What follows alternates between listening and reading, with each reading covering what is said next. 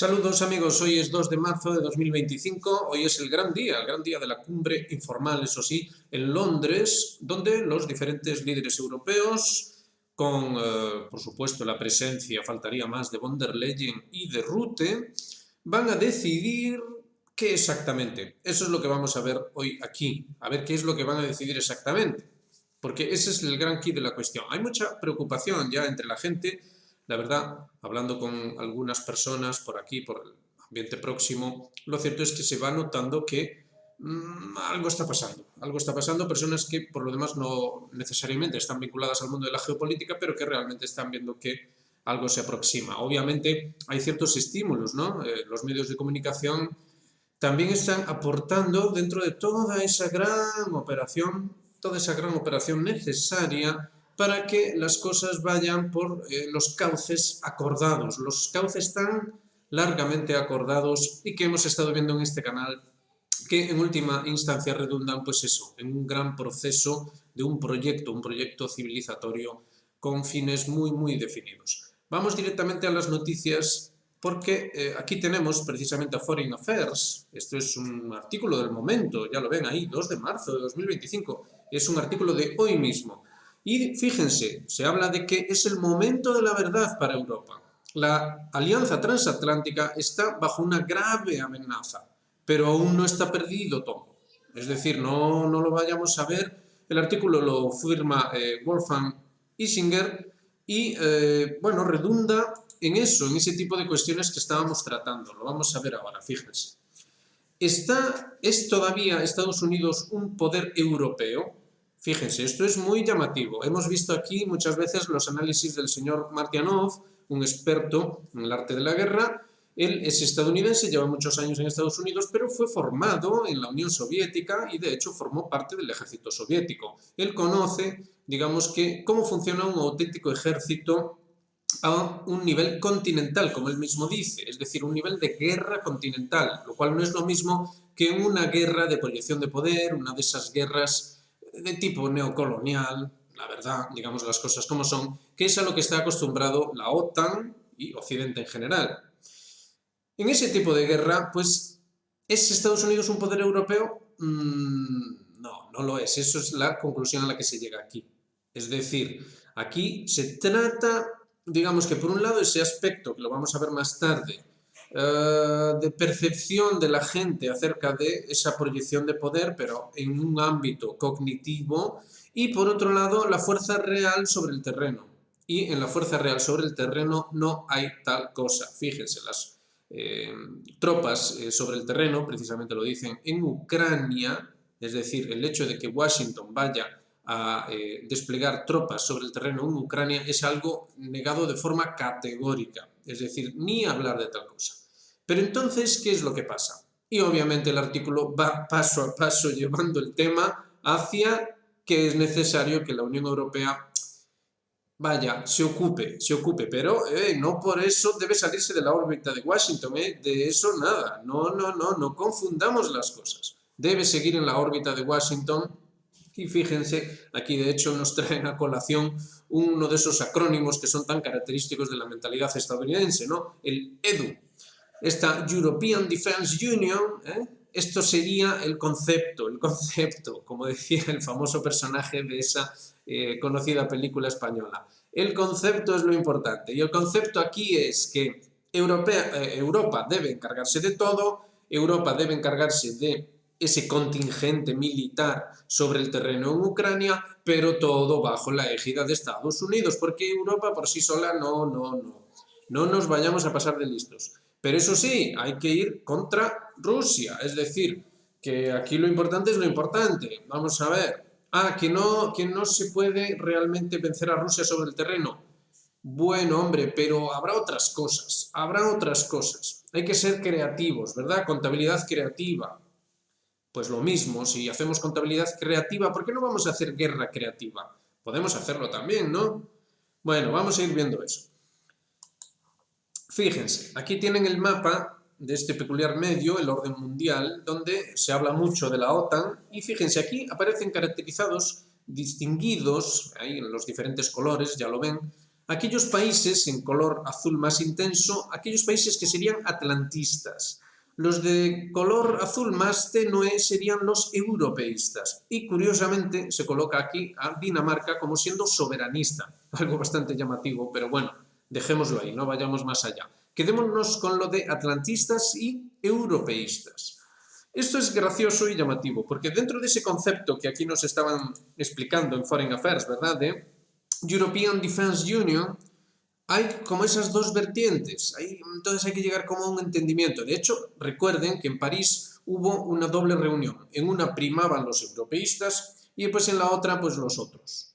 Pero hubo doble reunión, es decir, no porque Francia sea el mayor representante de hecho de esa vertiente europeísta, que de hecho incluso busca idealmente la creación de un ejército europeo, no por esa razón vamos a olvidarnos de lo otro. Es como, digamos que eso es lo que pensó Macron o lo que pensó quien piensa por Macron. Esa es otra cuestión que habría que tratar también.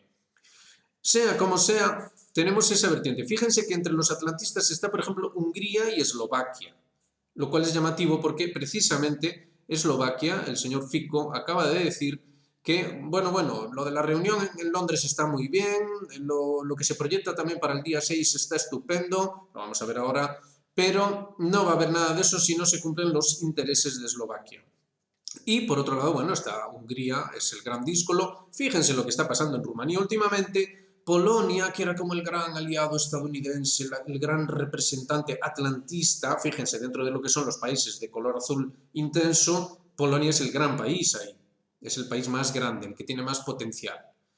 Pero con la administración Trump todo se torció, todo fue a peor. Entonces, claro, hay que encontrar como algo que empaste. Fíjense que el señor Rutte es holandés y vean ahí cómo Holanda forma parte de esos atlantistas. Así que no nos extrañemos demasiado si el señor Rutte pues sale de vez en cuando con eso de que no hay que dejar fuera a Estados Unidos. Bueno, como ven, no tiene ninguna sorpresa. Al final las cosas se explican de forma tan simple como tomando dos colores y pintándolo en un mapa, tan simple como eso. Entonces, dentro de lo que son los europeístas, ojo con la posición de Italia, porque Italia es bastante atlantista en ese sentido. Pero bueno, digamos que la tendencia de los italianos a cambiar de bando en las anteriores guerras mundiales, pues bueno, suponemos que debe estar ahí presente, ¿no? Entonces, digamos que Meloni trata de buscar ahí como un punto intermedio. En sus últimas declaraciones ha hablado de la necesidad de apelar a la ONU, pero también la necesidad de un entendimiento con Estados Unidos. Así que digamos que Meloni está ahí como diciendo no me gusta nada este Macron, pero yo tengo que ver a ver cómo podemos salir bien parados nosotros de todo este barullo tremendo, ¿verdad? Más o menos vendría a ser esa la historia. Fíjense, es curioso, aquí no se destaca a Turquía como formando parte de la OTAN, lo cual es bastante llamativo y curioso. Y en cuanto a Suecia, la pequeña parte de Suecia que se ve ahí, la pequeñísima parte de Noruega, Noruega tampoco aparece, curiosamente, y Suecia tampoco porque en ese momento, bueno, no había entrado todavía en la OTAN. Pero se puede ver claramente cómo los de corte atlantista son los que hacen frontera con Rusia. Es decir, son los que están pegados a Rusia, los que son de ese cariz tan característico atlantista, es decir, proestadounidenses, vaya, proestadounidenses. Estados Unidos consiguió, digamos, una franja de territorio leal, justo a las fronteras de Rusia. Y estas cosas obviamente no se las van a contar a ustedes porque la narrativa que interesa es otra. La narrativa que interesa es otra.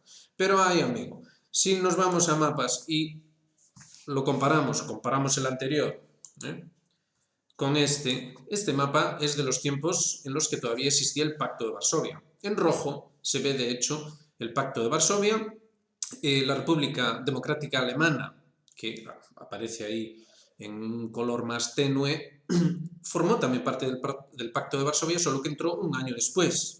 Pero como se ve, el bloque fue bastante sólido y el único país que se salió fue Albania, que aparece ahí rayado. Albania, que también ha tenido cierto protagonismo en este último conflicto con Ucrania, sobre todo al principio hubo informaciones de cómo Albania servía como de puerto de distribución creativa de armas por ciertos lugares de Europa y más allá. Pero dejémoslo ahí.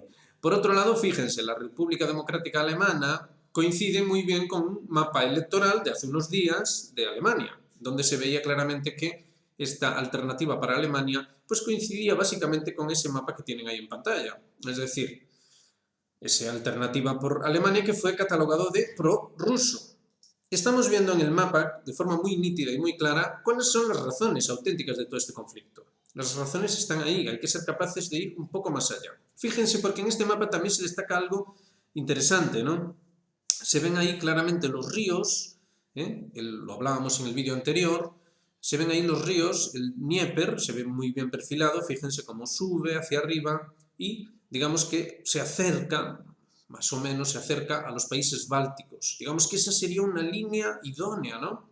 Por eso las cuestiones que ha habido también en torno a Bielorrusia, ha habido de hecho un intento de golpe allí, muy claro, a raíz de todo lo ocurrido con aquella enfermedad misteriosa en la que Bielorrusia no se comportó como se esperaba, bueno, hubo muchas cosas, Lukashenko, todo esto. Entonces, ahí están las cosas, es decir, líneas naturales, demarcaciones, etcétera, etcétera. Mientras que este otro mapa se acerca más pues, a las líneas ya montañosas que pues, de forma natural, por así decir, de forma natural, dividen Europa pues, en una zona más de ese tipo de estepas y ese tipo de llanuras tan características del mundo del este, de Europa del Este, de la zona pues, del occidente que es más montañosa, donde de hecho predominan las montañas y donde las barreras geográficas pues, son mucho más difíciles de franquear.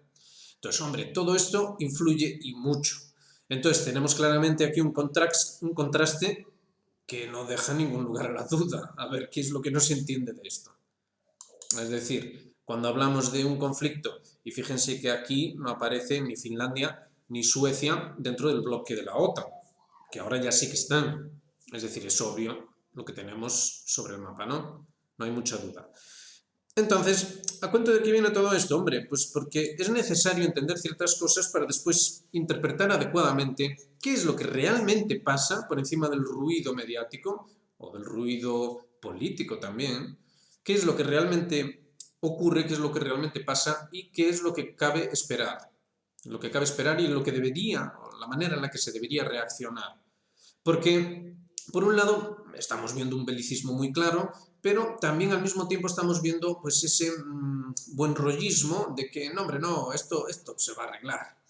Esto se arregla, hombre, esto pues es una trifulca, pero no les interesa, o sea, que van a llegar a un entendimiento. Hombre, hemos visto claramente el posicionamiento del Reino Unido, han vuelto a aparecer noticias, hoy mismo, por supuesto, de que el Reino Unido va a disponer de los ingresos de los fondos rusos congelados y los va a prestar a Ucrania. Desde luego lo de los ingleses, lo de los británicos es algo tremendo. Estos sí que son creativos. Estos son creativos en grado sumo. Entonces, todo esto llega después de que Lavrov dijera de forma clara con respecto a Francia, si recuerdan, lo hablamos en los últimos vídeos, que dónde estaba el derecho internacional que justificaba semejante cosa. Entonces, obviamente aquí hay mucha tensión y entonces cuando se nos habla de que no, hombre, no va a pasar nada, mientras los rusos traguen, no. Mientras los rusos traguen no va a pasar nada. La cuestión es, ¿van a tragar los rusos? Es que esa es la gran cuestión y se está obviando esa cuestión. Fíjense, siguiendo en la misma línea.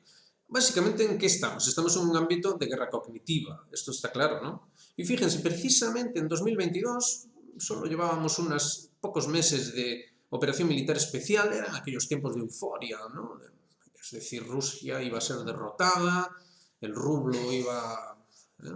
Ruble to Rubble, que decía Joe Biden, había una emoción espectacular del poder inmenso de la OTAN y todas aquellas cosas. Bueno, pues se hablaba también este autor japonés, pero que escribe, atención, en ese Hudson, ese Instituto Hudson o Fundación Hudson, que es una de esas herramientas tan creativas y tan estupendas de los estadounidenses para difundir la democracia por el mundo, como ellos dicen, y que de hecho tiene su fundación en los mismos años, en la misma época que la famosa, bueno, de la que tanto se está hablando ahora, USAID, y que en realidad, como ya hemos dicho aquí, no se equivoquen, hay mucho ruido con la cuestión de la USAID, pero sigue funcionando. Es decir, la USAID sigue funcionando y de hecho Larry Johnson hoy sacaba un artículo en el cual decía claramente que, bueno, la USAID y la CIA tanto monta tanto, es decir, básicamente estamos hablando de lo mismo. Bueno, pues Hudson, que viene a ser parte de toda esa cosa tan creativa, pues nos avisaba a través de este artículo de Koichiro Takagi que acerca del futuro de la guerra cognitiva de China. Ojo, lecciones de la guerra en Ucrania. Esto era muy pronto, ya se estaba hablando de las lecciones de la guerra en Ucrania y del otro teatro de operaciones, el que todavía no se ha abierto, el extremo oriental. Ojo, porque lo que dice este señor es que la guerra cognitiva va a las emociones, va al cerebro humano, va a cómo se percibe la realidad y cómo esto debe ser modificado. Simpáticamente en el Pentágono dicen que esto no debe ser visto de forma negativa, que puede ser algo muy positivo. Pues puede ser algo muy positivo, por ejemplo, para que ustedes piensen de manera adecuada y no de la manera que piensa el enemigo, por ejemplo, los chinos. Si usted piensa de una manera china, usted necesita un poco de medicina buena, positiva, algo estupendo para su salud mental. Pero en fin, si estamos ahora ya metidos claramente dentro del ambiente que tenemos ahora mismo sobre la mesa, ahora mismo están reunidos en Londres los líderes europeos con von der Leyen, con Rutte. Vamos a ver ahora, de hecho, creemos que ya estaba aquí. Efectivamente, ahí está, hombre, ahí está. A Zelensky lo vitorearon, esto lo dijo Starmer, lo vitorearon. Le dijeron, ¡hurra Zelensky, nuestro héroe! Starmer anuncia que Reino Unido, Francia y Ucrania presentarán a Trump una propuesta conjunta de alto el fuego. Propuesta conjunta, señores. Bueno, a ver, si nos vamos al mapita, pues vamos a ver ahí que el Reino Unido no aparece ni como europeísta ni como atlantista. Pero obviamente es el más atlantista de todos los atlantistas. Pero eso sí, a su manera, a su aire. Porque en realidad los que deberían ser jefes son ellos. Lo que pasa es que, bueno, estamos en una época en la que Estados Unidos pues es muy pujante y tal, pero en realidad los que deberíamos ser los amos del cotarro deberíamos ser nosotros, dicen los británicos. Entonces, a ver, tenemos una reunión en Londres, con un señor que dice que no se preocupen ustedes, que ya he hablado con Macron, con mi amigo Macron, Francia y Reino Unido van a presentarle a Trump una propuesta, hombre, una propuesta conjunta del alto el fuego y con buen rollo de Zelensky. Claro, Donald Trump ya rápidamente se apresuró a decir que necesita una disculpa pública por parte de Zelensky, pero bueno, eso no será algo difícil de hacer, ¿verdad? Bueno, entonces, guerra cognitiva, señores. A ver, no nos perdamos, porque eso es precisamente uno de los objetivos que persigue la guerra cognitiva, ¿no? La confusión, para así poder controlar. Digamos que cuando uno ya a nivel racional es incapaz de gestionar la información, pues digamos que se vuelve muy vulnerable a los impulsos de corte emocional. Esto lo saben muy bien nuestros amigos en el Pentágono y, bueno, cuando teorizan acerca de la guerra cognitiva, pues hombre, ellos ya saben. La cuestión es que usted no sepa, pero ellos ya saben de qué va el juego. Entonces, obviamente, aquí no hay nada de inocente y sí todo de muy cognitivo, no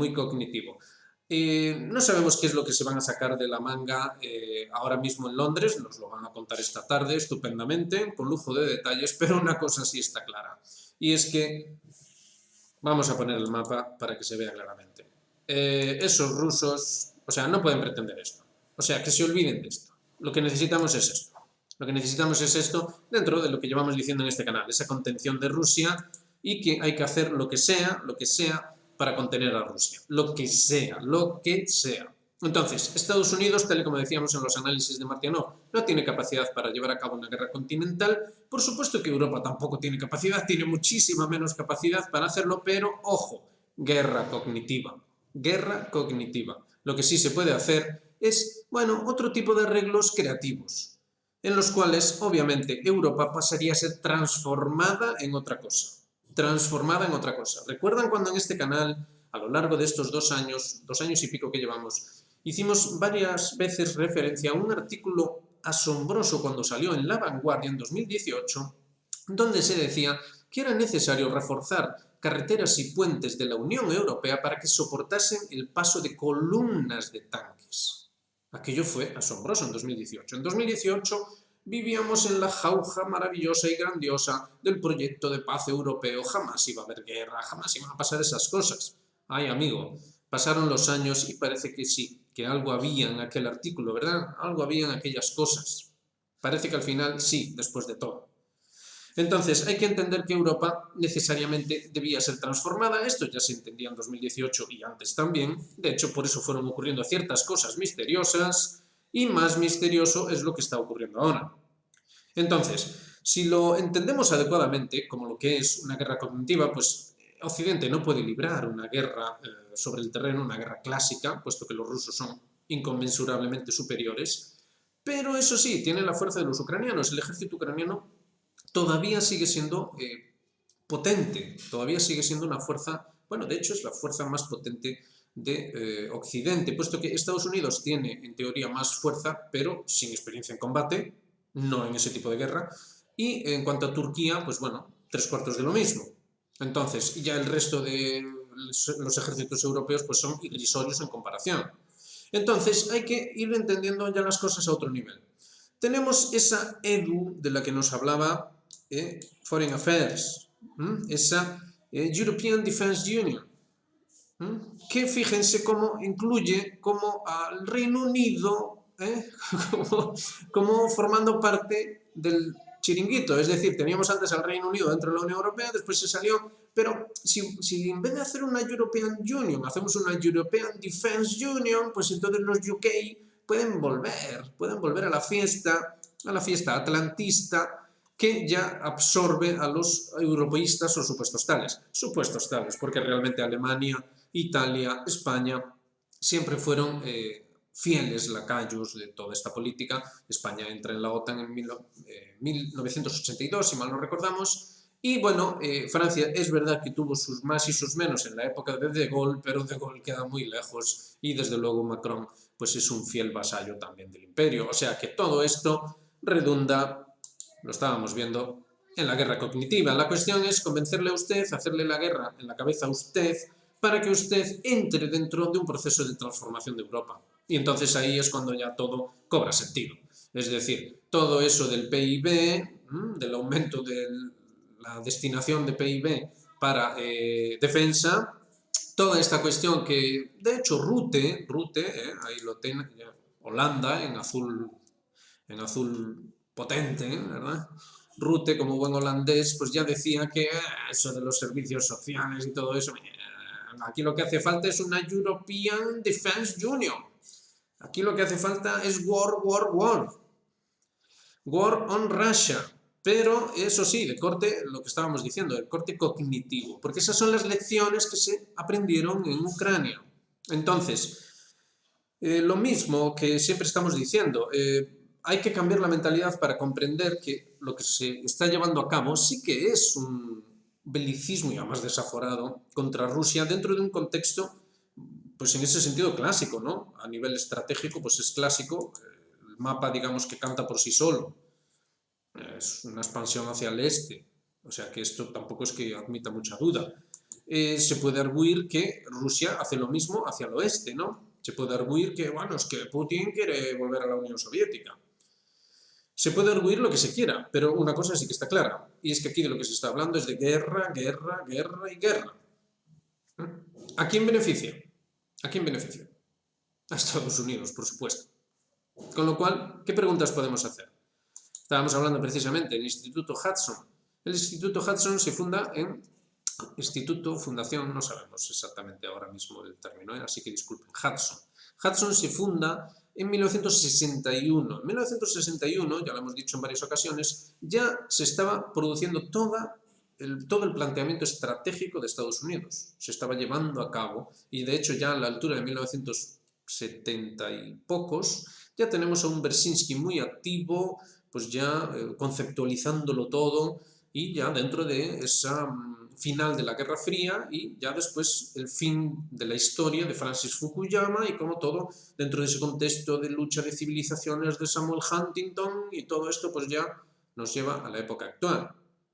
Así que ustedes dirán, se trata de guerra para beneficio de un proyecto imperial estadounidense que tiene una estrategia definida con una causa definida, ojo, con una causa definida.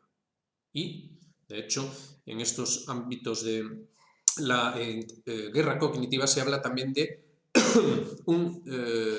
una guerra en la inteligencia, dentro de la mente humana, dentro del cerebro humano, y las capacidades intelectivas, las capacidades cognitivas, intelectivas, etcétera, etcétera. Y, o casualidad, ahí aparece, pues digamos que la convergencia entre la guerra cibernética, con todas estas cuestiones de ingeniería social sobre la base de redes sociales, etcétera, etcétera, y la inteligencia artificial. La inteligencia artificial como dirigiendo todo este conglomerado. Así que ustedes dirán qué parte no se entiende de todo esto. No hay que dejarse llevar por las noticias que de hecho forman parte de esa guerra cognitiva, todo ese sentimentalismo, lo habrán visto, ¿no? Zelensky estaba lloroso porque le estaban diciendo que sí, usted está defendiendo todo, un veterano de la guerra decía eso, un clérigo, suponemos que de la iglesia inventada esta de Zelensky, usted tiene que seguir fuerte. Y los vítores que decía Starmer, ha sido maravilloso. Cómo era presentado Zelensky ayer mismo en los medios como un héroe que se había enfrentado al horrible Trump. El horrible Trump, desde luego que Trump es horrible, pero hombre, estamos hablando del señor Zelensky que, hombre, un santo precisamente tampoco es, ¿no? Sabemos algunas cosillas de él, en fin.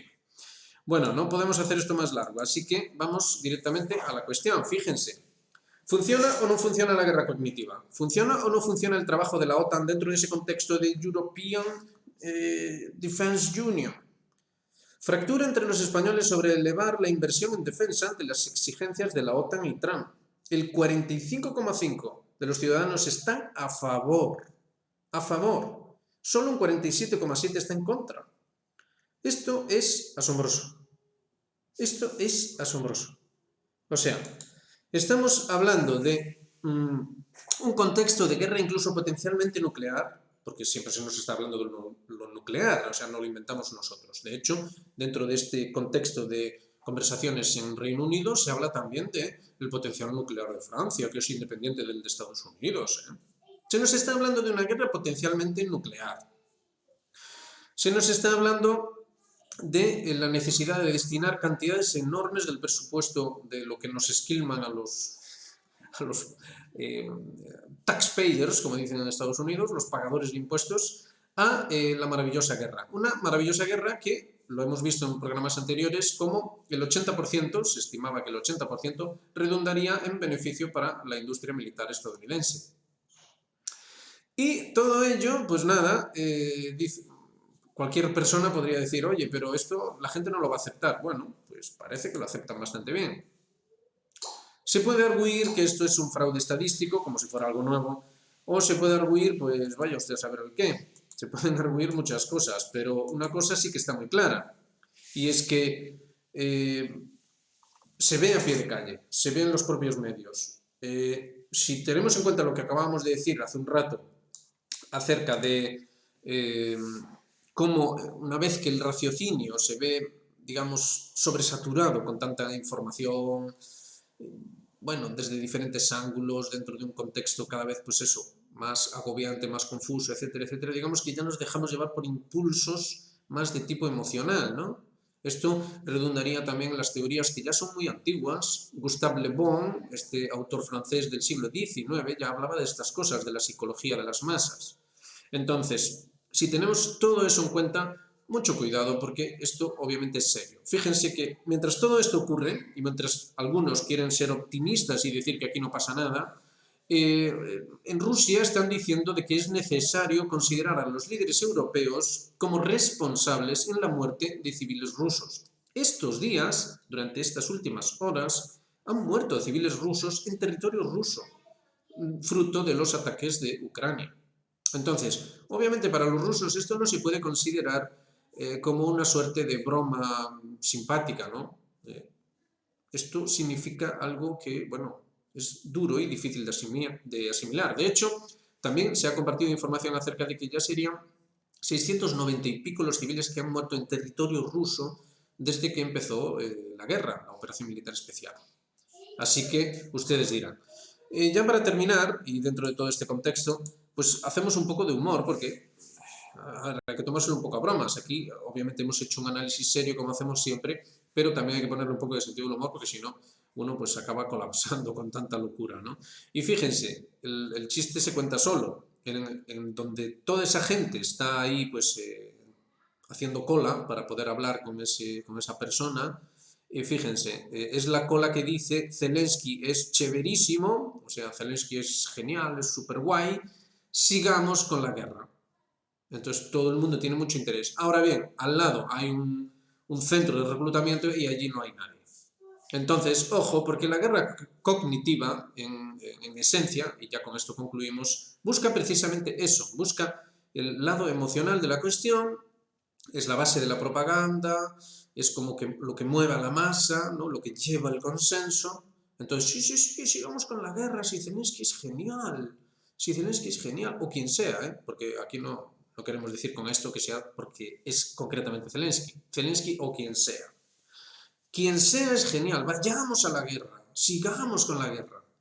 Pero, oiga, que hay que ir a hacer reclutamiento, usted podría ir a la guerra. Ah, no, eso ya no. Entonces, es lo que nosotros nos preguntamos, ¿no? Ese 45,5% de los ciudadanos están dispuestos a ir a la oficina de reclutamiento. Esa es la pregunta. En fin, lo dejamos ahí. Ya saben, hagan me gusta, suscríbanse, activen notificaciones y háganse miembros de Geopolítica Actual. Como ven aquí, buscamos un poquito más hondo y tratamos de ver qué es lo que hay, digamos que delante de esa pantalla, donde las sombras se están peleando, pero bueno, a nosotros nos interesa saber quién es el que mueve tanto una marioneta como la otra, ¿no? Porque, después de todo, nuestra vida va a depender de ello. A un nivel social, nos guste o no, somos seres sociales, ¿no? Animales sociales, que decía Aristóteles, así que más nos vale tener en consideración al menos cuál puede ser, digamos, el motivante de esos gestos que hacen las manitas y cómo de real es lo que se nos presenta y quién se beneficia. ¿Quién se beneficia y por qué? ¿Dentro de qué modelo? ¿Dentro de qué modelo de causa civilizatoria? ¿Y cuál es la estrategia? ¿Y cuál es la estrategia? Es algo que está muy claro. Solo necesitamos aceptarlo. Venga, nos vemos en la próxima. Un saludo muy grande para todos.